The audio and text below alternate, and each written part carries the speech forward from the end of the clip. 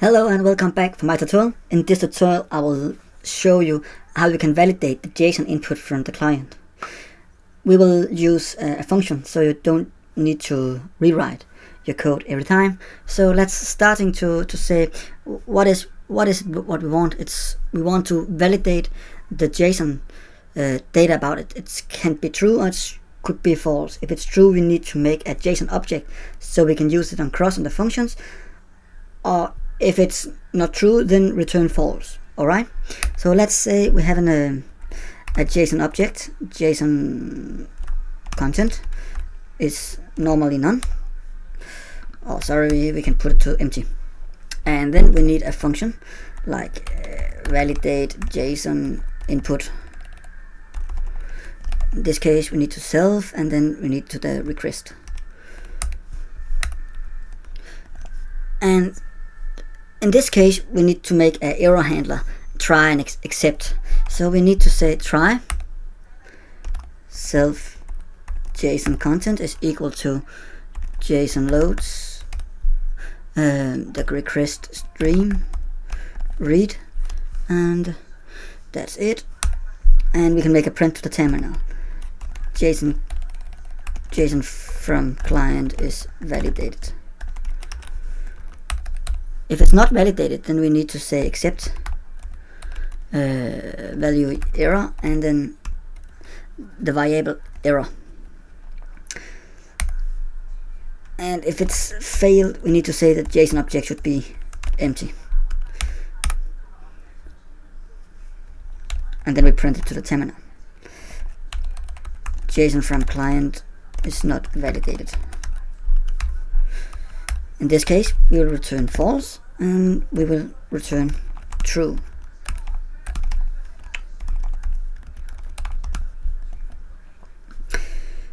So in this case, if we go back to the get function, we simply can say self validate JSON input and then the request validated variable. If we say it's validated is equal to true, then we want to expect something is okay and the JSON object is validated. And else we need to change the output. In our output, we always want to say output is equal to a status. It could be 200, because when you make a get and you get in return, the header should always be 200 if nothing is wrong. But if the JSON it's wrong and the servers respond, it's still okay, but we need to information the client about the JSON is wrong. That's why we need internal status codes we can use later. I will show you. And then we need a message, and we say none. Sorry. If it's validated, we simply can say, as we always do, the message should be equal to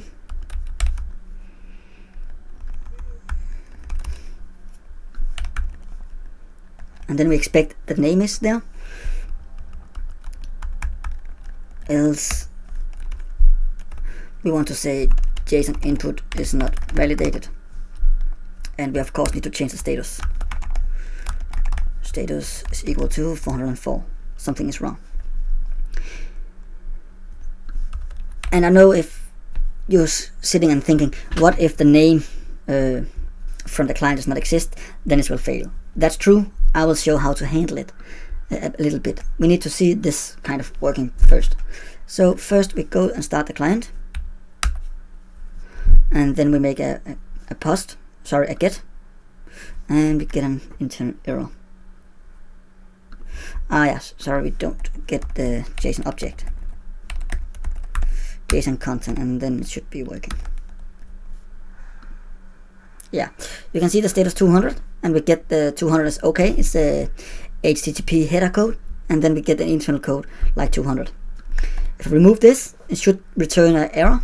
It's 404, and it's still 200. It's just meaning the input validation is wrong. So everything working as you'd expect. If we remove this line, then it's really crash. and that's true because we still need it. So let's stopping the Gunicorn application and go back. To prevent this issue, we simply can do in this way. If name in our JSON application object is true, then we expect everything is okay. Else we can return this one. Let's say the status JSON input need name params, and start the application again. And if we send the same, it should be okay. Yeah, JSON input needs the name params. If I go for name and say it's Paris, and then it should be okay again. So everything is working fine here. This is how we do it on the get, and it's working similarly on, not similarly, exactly the same way in the post, put, and delete. So this code will be on my GitHub, so you can basically download the final code, and then you can see my code, and you can work with it on your own way and test it and play with it. Thank you for watching. If you like my video, you can follow my channel and like this video. I hope you will share it, and if you have any question, please make a comment below. Thank you for watching. See you next time.